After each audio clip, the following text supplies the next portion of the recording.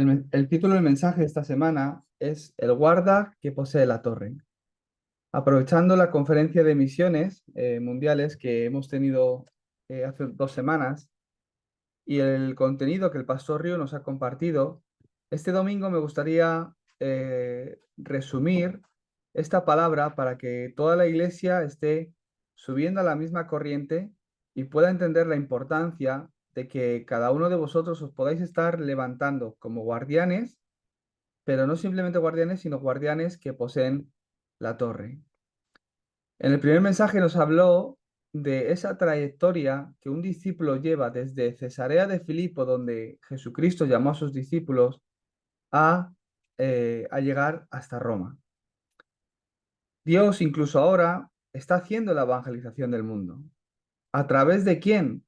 A través de los guardianes que poseen la torre. ¿De verdad yo soy alguien que puedo hacer la evangelización del mundo? ¿Será posible para mí hacer la evangelización del mundo? Pues por mí mismo, todos llegaríamos a la conclusión de que realmente no. Por eso Dios no nos ha llamado como las personas que tienen que hacer algo, sino testigos. Vais a ser testigos de la obra que Dios está haciendo, y esta obra es la de la evangelización del mundo. No es con fuerza ni poder, dice la palabra de Dios, mas con su espíritu. Por eso os bendigo para que en el día de hoy podáis estar dejando de lado todo vuestro pensamiento, toda incredulidad que os puedan hacer en vuestro corazón o pensamiento, y podáis estar llenándoos del Espíritu Santo. El Espíritu Santo es aquel que hace lo imposible totalmente posible. Es aquel que os guía para llegar a ser testigos. Es por la obra del Espíritu Santo que nosotros cambiamos. Es por la obra del Espíritu Santo que la gente recibe la salvación. Es por la obra del Espíritu Santo y la gracia de Dios que mi vida se levanta. Por lo que si perdéis la llenura del Espíritu Santo, estáis perdiendo la mayor bendición que habéis recibido como hijos de Dios. Os bendigo para que recibáis la llenura del Espíritu Santo en el día de hoy. Que sea el tiempo del éxodo de todo pensamiento de incredulidad. Al igual que el aposento alto de Marcos, la iglesia primitiva, ellos en Hechos 2, al recibir la llenura del Espíritu Santo, recibieron las mayores respuestas. Esas respuestas que son conmemorativas a través de las cuales hoy nos guiamos para hacer el movimiento de evangelismo bíblico. Os bendigo para que poseáis esta torre, que seáis esos guardianes que poseen la torre. Ahora, para llegar a poseer la torre de la que os estoy hablando, eh, hay algo que el guarda primero ha de cambiar en su vida. ¿Esto qué es? La introducción. Para usarte o para empezar a usarte, ya Dios habrá empezado este proceso de cambio en tu vida. Hay cosas, como os he hablado semanas anteriores, que tenemos que desechar.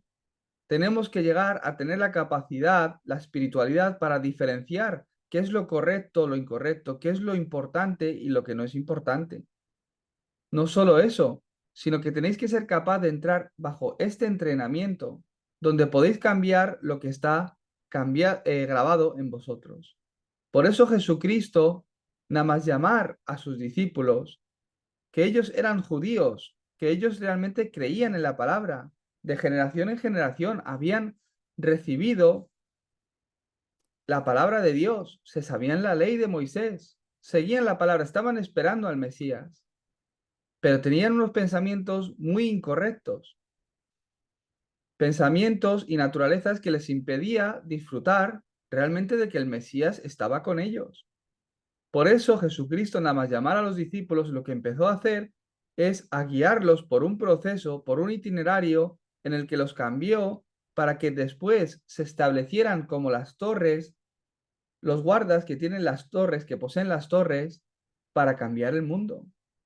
Y eso es la obra que se levantó a través de los apóstoles y discípulos que Jesucristo reunió, la iglesia que él dejó. Esos 120 personas que se reunieron en el aposento alto de Marcos, que llegaron a evangelizar a Roma. ¿Qué es lo primero que cambió? Nada más llamarlos, en Mateo 4, les dijo, venid en pos de mí y os haré pescadores de hombres. Simplemente empezaron a vivir una vida siguiendo a Cristo, mirando a Cristo. Y en ese proceso Dios los iba cambiando. Primeramente, les mostró en el siguiente capítulo, en Mateo 5, qué es la verdadera bendición. ¿Qué pensáis que es la bendición? Que te vaya bien, que tengas dinero, que seas feliz, que estés riendo todo el rato, jiji, jaja, ¿eso es ser bendecido? No. Bienaventurados los pobres en espíritu, bienaventurados los que lloran, bienaventurados los que reciben persecución por el Evangelio. Jesucristo cambió por completo el concepto de qué es ser bendecido. ¿Qué piensas que es bendición? Si realmente has entendido el Evangelio, verás que el problema que te viene por el Evangelio también es bendición para tu vida. Yo he testificado sobre esto muchas veces, donde me he visto en situaciones injustas, en situaciones que me frustran, situaciones inexplicables, situaciones tan injustas que provocadas por gente que me rodea, que incluso ha obrado con maldad, con mala fe. ¿Cuál es mi conclusión? No es pobrecito Toñín. Mucha gente alrededor mía, pues quizá pensaba, mira, ¿y tú eres creyente? ¿Y tú que lo has entregado todo para irte a Corea a entrenar y mira qué te pasa? Pues de verdad Dios está contigo, de verdad te ayuda, no te ayuda en nada. He recibido a Cristo y me vienen problemas. ¿Cómo puede ser esto? Realmente no lo son problemas. Dios te está guiando al lugar que Él quiere. Él te está cambiando. Esa es mi conclusión. Para mí, en ese momento, era lo más importante. ¿Cómo se puede desvanecer esto en mi vida? Es lo más importante, mis estudios, un examen, que acabe bien mi carrera, era lo más importante en mi vida. ¿Cómo se puede desvanecer? Pero Dios ni siquiera había empezado lo que quiere hacer en mí. No era eso lo importante para mí, sino que Dios a través de toda situación me ha estado cambiando. Cada puerta que se ha cerrado me ha guiado a atravesar la puerta que Él quería que yo atravesara. Por lo que puedo confesar que los problemas han sido las mayores bendiciones para mi vida. En mi pensamiento, porque tengo mis planes, he sufrido. Pero cuando he podido desechar el yo, lo mío y mi éxito, realmente he visto la gran bendición de Dios sobre mi vida, aun en medio de la dificultad o problema. Debéis tener esta seguridad. Al Hijo de Dios, aunque le venga la dificultad, esto no le hará fracasar por completo. Es un nuevo comienzo, no es un fracaso. Aunque te derrumbes, aunque llegues a tocar fondo, Dios mismo te levantará. Es necesario que toques fondo. No es un problema, no es una dificultad, no te hará fracasar por completo, sino que Dios quiere empezar algo nuevo en ti. Debes tener esa confirmación, esa seguridad en tu vida. En el siguiente capítulo, en Mateo 6, Jesucristo les mostró cuál es la verdadera oración. Les cambió la forma de orar. ¿Qué dijo Jesucristo? Cambiar vuestra oración de ahora en adelante. Ya tenéis el Evangelio, habéis recibido la salvación. No oréis como los no creyentes oran, pidiendo esto por esto y por lo otro. Buscad primeramente el reino de Dios y su justicia, y todo lo demás os será añadido. Ese reino del cual Jesucristo estuvo hablando 40 días. Les explicó acerca del reino de Dios y después se levantó la obra en ellos. En el momento que entendieron 40 días el reino de Dios, en el momento que durante 40 días se centraron en el reino de Dios, recibieron esa misión y bajaron del monte Olivar, Dios empezó a obrar en sus vidas, en la vida de cada uno de los discípulos. ¿Qué quiere decir? Si tu oración se concentra en esto, en el reino de Dios, en buscar el reino de Dios y su justicia, no en tu dificultad, no en tu problema, de verdad, déjalo ahí al lado, apárcalo a un lado, porque Dios se encarga. Dios sabe lo que te ocurre, Dios sabe lo que necesitas. Dios sabe quiénes están a tu alrededor y quiénes obran con maldad o no. No hagas de Dios. Dios no necesita ayuda, no le ayudes. Dios se encarga de todo. Busca el reino de Dios y su justicia. Y todo lo demás te será añadido. Si te concentras de esta misma forma, si tu oración se concentra en esto, Se levantará la obra de Dios en tu vida. ¿Qué más cambió Jesucristo? El estilo de vida de fe. La vida de fe del creyente, de los discípulos, lo cambió por completo. ¿Qué es la vida de fe? La vida de la persona edificada sobre arena, luego se derrumba. No lo hemos leído, pero en Mateo 7, ahí habla sobre la casa que está edificada sobre arena. ¿Cuál es la casa que está edificada sobre arena? Cuando llueve y sopla el viento, se derrumba, pero la casa edificada sobre una roca permanece. Edifica tu vida sobre la palabra de Dios, que es roca. ¿Qué más les dijo en Mateo 7? ¿Y por qué miras la paja que está en el ojo de tu hermano y no echas de ver la viga que está en tu propio ojo?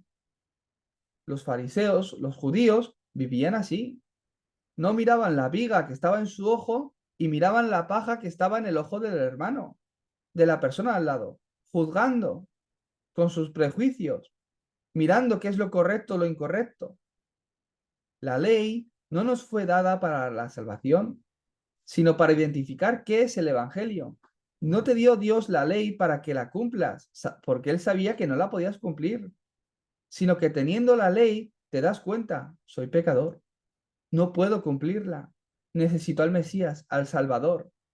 Para eso te fue dada la ley, para que identifiques la salvación, qué es el Evangelio, no para que la cumplas.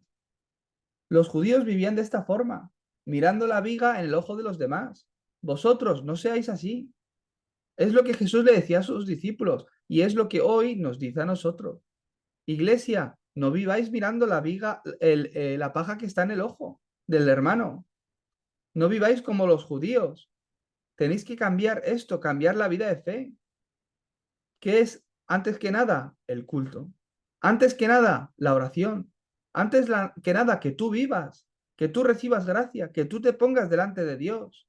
No se trata de la viga o de la paja que tiene el hermano en el ojo, sino que tú tengas fuerza espiritual, que tú recibas gracia, que tu estado espiritual cambie. ¿Qué más hizo Jesucristo con los discípulos? Les mostró qué es el evangelismo. ¿Qué es el evangelismo? En Mateo 10. Ahora, ve, ir y decirles que el reino de Dios está cerca. Eso es el evangelismo. El reino de Dios que he establecido, que he disfrutado. Ir y decirles que está cerca. ¿Por qué? Porque si no, la conclusión de tu vida, ¿qué es? Lo que queda es el infierno. Si no disfrutas del reino de Dios, si el reino de Dios no viene sobre tu vida, si no recibes a Jesucristo, si no cambias tu identidad espiritual, ¿qué es lo que te queda? Desastres y condenación es lo que viene a tu vida. Por eso, ve y díselo. El reino de Dios está cerca, los tiempos se acercan. Eso es el evangelismo. ¿Qué más cambió Jesucristo en la vida de los discípulos? La vida en la iglesia. Les cambió por completo. Mi devoción parece que pueda ser pequeña, parece que pueda ser insignificante. Vuestra oración, nuestro culto. Pero Jesucristo, ¿qué les dijo? De igual manera que un grano de mostaza es muy pequeño, pero luego crece, se vuelve la mayor de las hortalizas, se vuelve árbol. De la misma forma, vuestra devoción, hacerla con ese corazón, aunque sea un granito de arena, aunque sea la semilla más pequeña de todas, tu pequeña devoción, tu pequeña oración, tu tiempo donde hoy estás delante de Dios, a través del culto y la oración, recibiendo la palabra, con un amén, levantándote, aunque parece que seas débil, levantándote como ese guarda que posee la torre. Aunque parece que todo eso es muy pequeño, después crece y se vuelve un árbol. Si se levantan varios árboles así, se vuelve un bosque. Os bendigo para que estos conceptos, estas áreas en vuestras vidas estén cambiando por completo.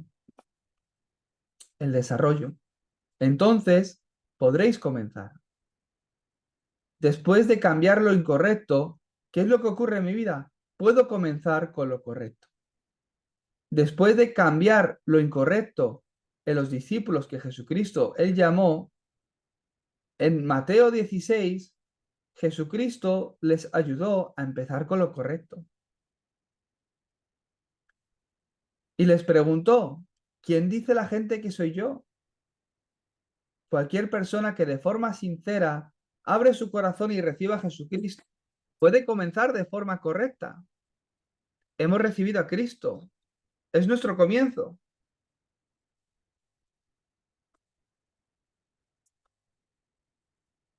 Tener por seguridad que vuestra vida, vuestro nuevo comienzo, comienza al aceptar a Jesucristo, porque pasáis de la muerte a la vida, cambia vuestra vida por completo.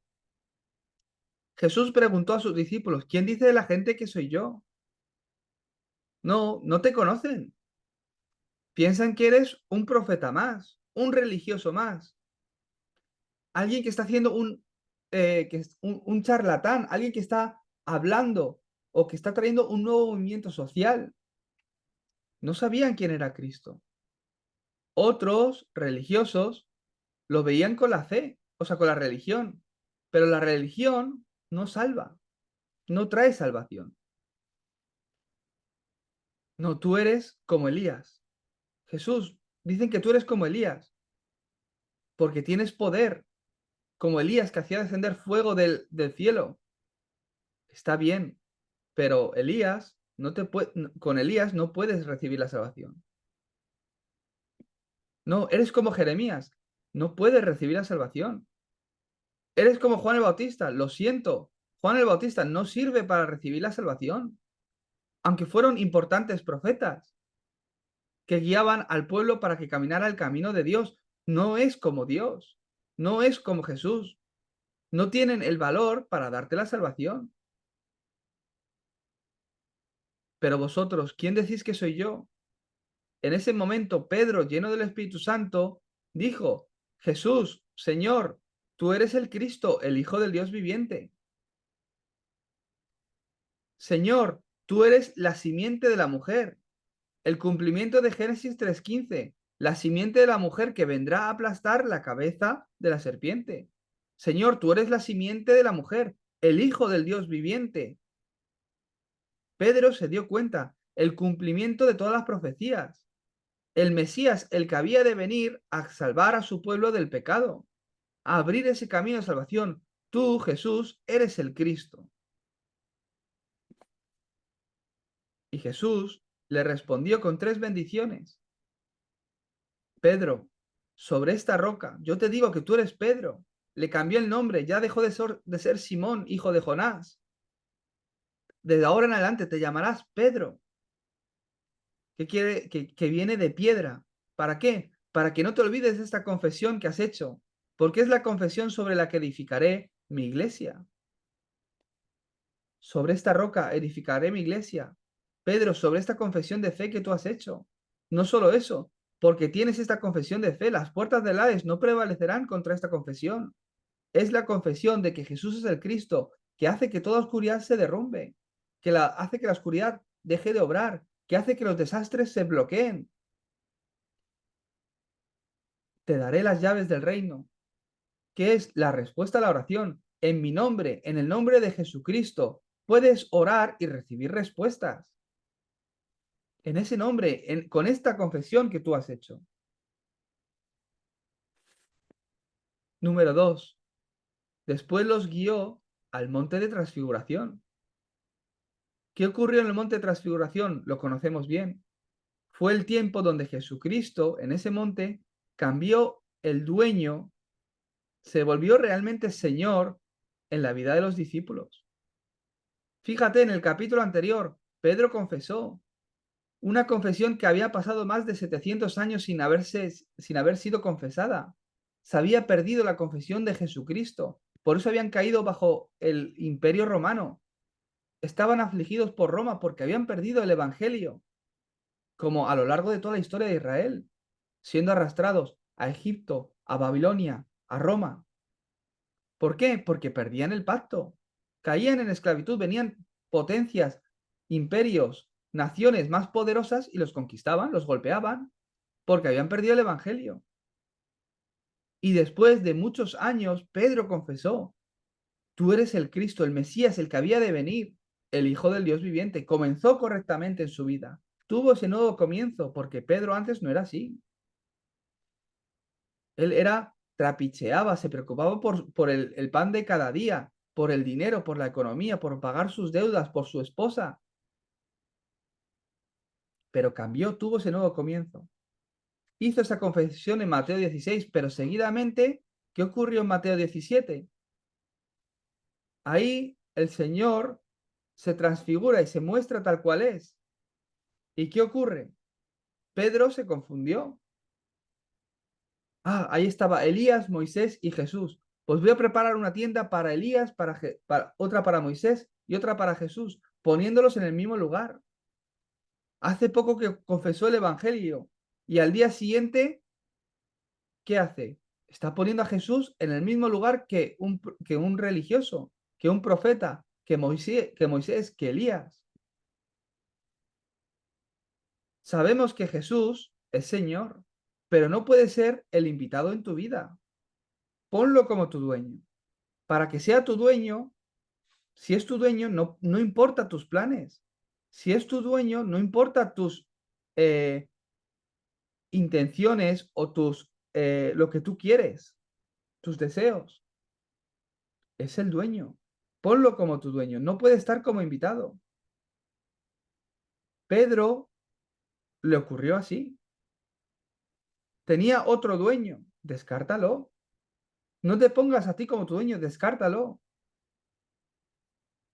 Hace poco hablaba el Evangelio. Al día siguiente, Laura le sale lo de dentro. Nos pasa continuamente. Ayer me hablaba del Evangelio, de lo que Dios está haciendo en su vida. Hoy me habla de lo que hay en su corazón. Nos pasa continuamente. Por eso, Jesucristo, a sus discípulos que caminaban con ellos, que veían, palpaban, dormían, comían con Jesús y les pasaba esto, los llevó a través de este proceso para que comenzaran algo nuevo, el monte de transfiguración. Si tienes otro dueño, descártalo. Si tienes tus deseos, descártalo. No te ayudan para nada. Dios sabe lo que necesites. Busca el reino de Dios y su justicia. ¿Qué más? La idolatría en la iglesia. Descártalo. Eso es Mateo 17. Descarta la idolatría en la iglesia. ¿De qué estabas hablando, Toñín? Una tienda para Moisés, otra tienda para Elías y otra para Jesús. Poniendo al mismo nivel de Jesús, al mismo nivel de Cristo, otras cosas. Eso está en la iglesia también. Descártalo. Como dice el versículo 8. Solo ha de quedar Jesús. En ese momento, Dios mismo, cuando Pedro estaba hablando, diciendo, voy a construir una tienda para Elías, para Moisés y para Jesús, en ese momento, Dios, yo creo que en tono enojado, le decía, este es mi Hijo Jesucristo, a quien yo he bendecido, a quien lo tengo por todo, escucharle solo a Él. Y asustados, se encogieron, pero cuando alzaron los ojos, a nadie vieron, sino a Jesús solo. Esto ha de ocurrir en tu vida. Solo Jesús ha de quedar, de permanecer. Entonces puedes experimentar el monte del Calvario. Entonces puedes entender por qué tuvo que morir en la cruz y resucitar. ¿Por qué era necesario que Jesucristo muriera y resucitara? Consumado es el fin, pero también el comienzo. Se ha muerto, parece que ha acabado. No, es el comienzo en tu vida. Es el comienzo para ti. Parece que es el fin, pero no, es el comienzo. Mi problema me lleva al límite, me ha derrumbado, me ha quitado todo. Parece que ya ha llegado mi fin. Me he desanimado por completo. No, Dios está comenzando en tu vida. Consumado es, pero es el comienzo. Lo ha consumado todo, pero ¿por qué me vienen problemas? Es el comienzo en tu vida. Tienes que creerlo, tienes que verlo. Si no se derrumbaba, era tu torre de Babel. No podía comenzar a usarte. Si no te guiaba por este itinerario, Dios no puede establecerte como guarda que posee la torre. Entonces no dejarás un legado eterno.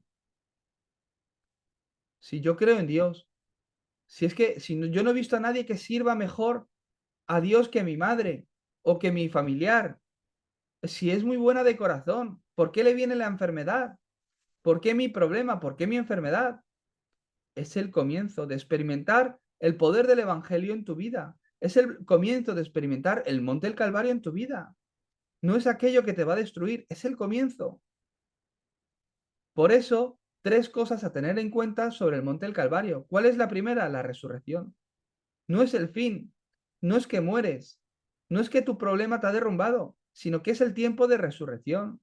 En los últimos tiempos, todos resucitaremos, con un cuerpo preparado para vivir una eternidad. Los que no han recibido el perdón de los pecados, una eternidad en el infierno, y aquellos que hemos recibido la salvación, una eternidad en el cielo.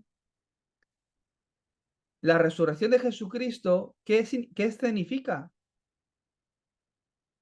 Es el primer fruto de esa verdad.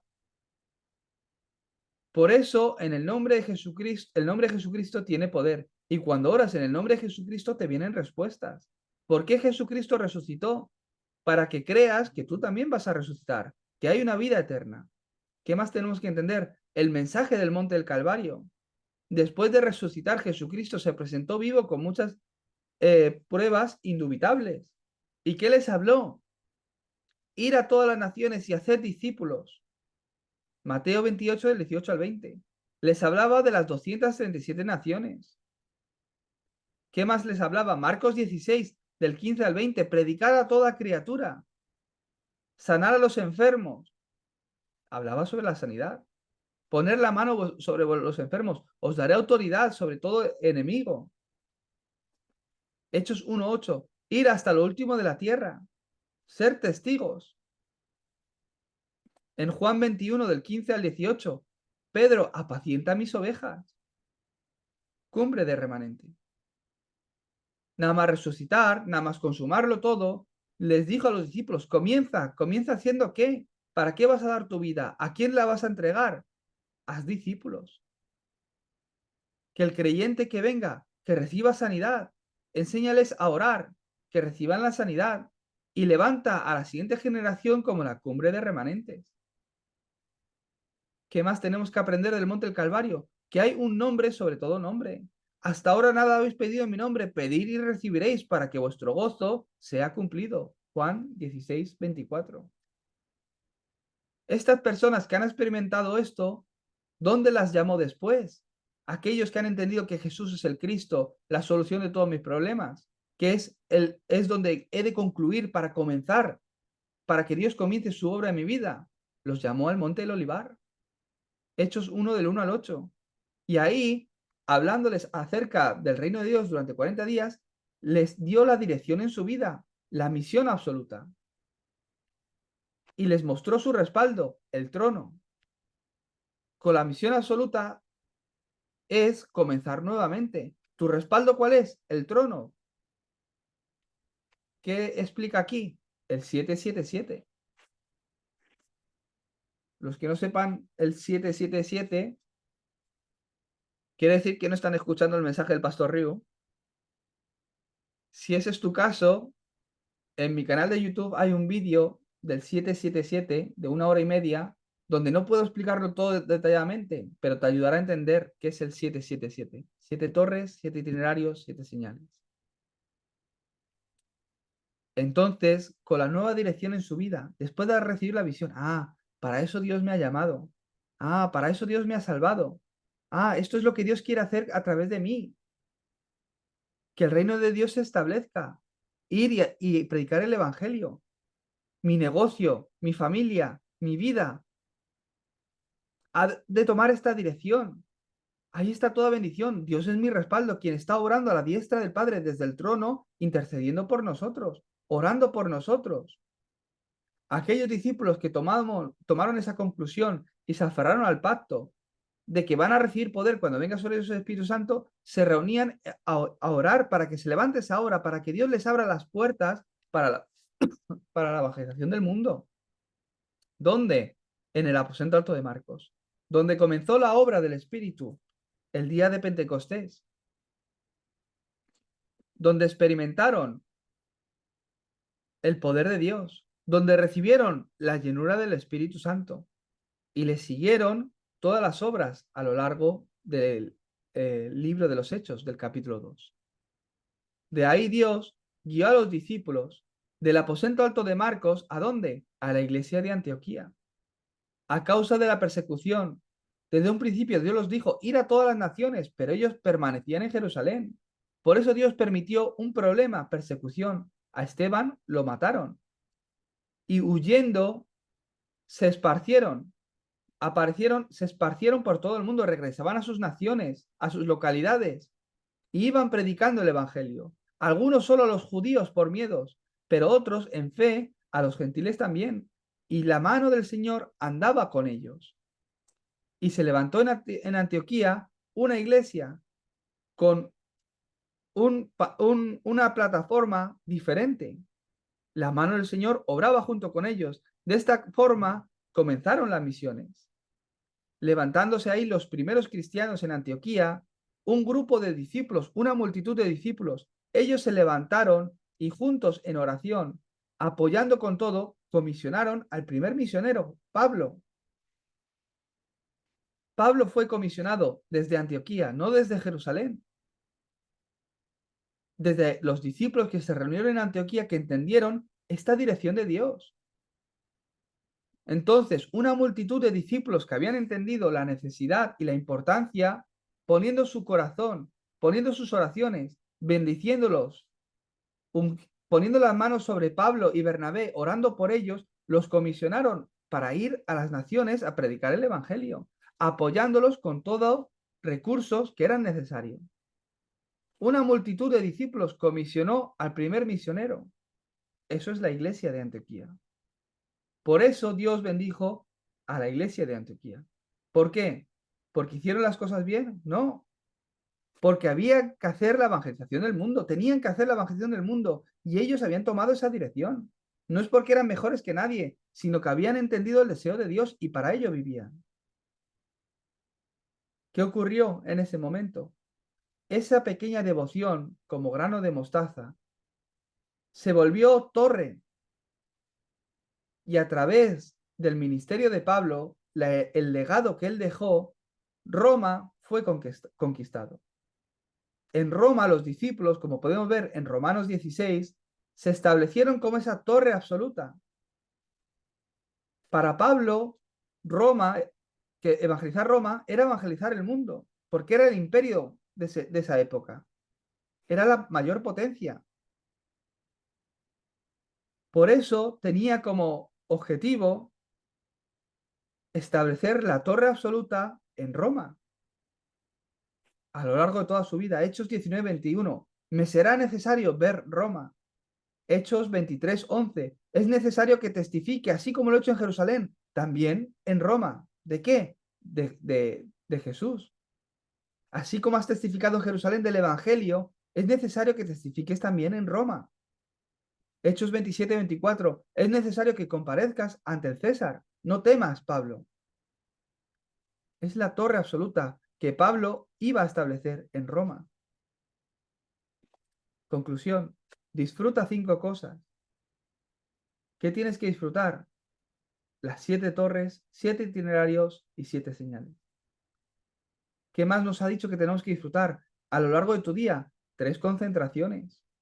Estos son tus 24 horas. Por la mañana, desde que abres tus ojos hasta que te encuentras con alguien. Hay un tiempo ahí entre la mañana, mientras te vas preparando, vas tomando tu café, hasta antes del encuentro. ¿Qué tienes que hacer? Encuentra la palabra, recibe la fuerza de la palabra. Ese es tu tiempo en la mañana. Ten la respuesta por adelantado y sal a tu campo, a tu día a día, a tu puesto de trabajo. Entonces, eso se vuelve la tarde, desde que te encuentras con alguien hasta antes de despedirte. El tiempo del encuentro es la tarde. Es el tiempo de transmitir, compartir esa respuesta. Por eso el tiempo de la mañana es importante. Que vayas centrado, que vayas pensando en el Evangelio, que estés disfrutando del Evangelio, porque lo que tengo te doy. Entonces, en el encuentro, Dios te dará el encuentro de bendición con la persona que necesita el Evangelio. Y por la noche, ¿qué hacemos? Cuando vuelves a casa, después de los encuentros que has tenido, piensa en ello, medita en ello, ora con ello, confirma nuevamente la palabra, recibe sanidad, dirección de la palabra, acuérdate del mensaje del púlpito del domingo. Y ahí ve el cumplimiento de la palabra. Eso es la obra maestra. Esto que son 24 horas, mañana, tarde y noche. Tu día ha de estar bajo estas concentraciones. Aunque estamos ocupados con el trabajo, la familia, asuntos, amigos, pasándolo bien, la pareja, los hijos, aún así, ten un tiempo marcado 3 veces al día, en la mañana, tarde y noche, para que tu concentración vuelva. En otras palabras, al menos 3 veces al día piensa, ¿quién soy yo? ¿Dónde estoy? ¿Qué estoy haciendo? Ten ese tiempo de concentración. Y después, establece 3 configuraciones en tu vida. No solo en tu vida, lo tenemos que hacer en nuestra iglesia también. ¿Para qué? Para ver la obra de Dios en nosotros, para que se esté levantando la obra de Dios en tu vida y a través de nosotros. ¿Eso qué es? Que seamos plataforma. Os bendigo para que seáis plataforma. Tienes que configurar eso en tu vida, una plataforma en tu vida. Tienes que establecerte como torre de vigilancia. Si levantamos un faro, pero después ese faro deja de lucir, de resplandecer luz, ¿qué ocurre? Los barcos que están en alta mar, en la oscuridad del mar, van a sufrir. Es importante que ese faro esté brillando, esté resplandeciendo luz, para que los barcos que están en alta mar puedan recibir la guía. Os bendigo para que os levantéis como plataforma, como torre de vigilancia y también como antena. Así como os preparáis, Dios obrará a través de vosotros. Así como os preparáis, Dios empezará a obrar en tu puesto de trabajo. Si tú te vuelves la persona que tiene el Evangelio, que transmite el Evangelio, eso es que eres plataforma. Como yo le digo a Eduardo, si tú eres la persona que puedes dar la respuesta de Cristo, es que aquel que Dios ha preparado le hace pinchar la rueda enfrente de tu taller. Le pincha la rueda enfrente de tu taller para que pare en tu taller y ¿qué? Y escuche el Evangelio. Entonces, con estas concentraciones, con estas 3 configuraciones, ¿qué os viene? Las 3 respuestas. Estas respuestas están conectadas con la eternidad. Es la respuesta que el guardián ha de recibir siempre, en medio de la crisis, del conflicto, del problema.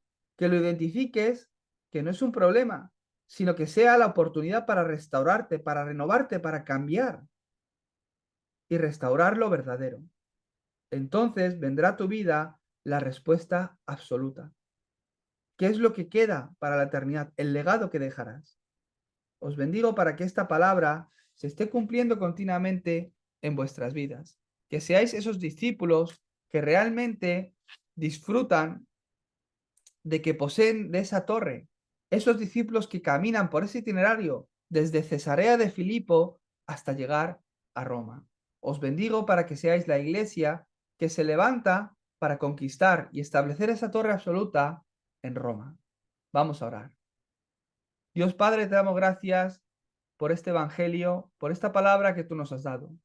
Bendice a esta iglesia y a cada uno de los creyentes para que en sus vidas puedan comenzar de nuevo. En el nombre de Jesucristo oramos.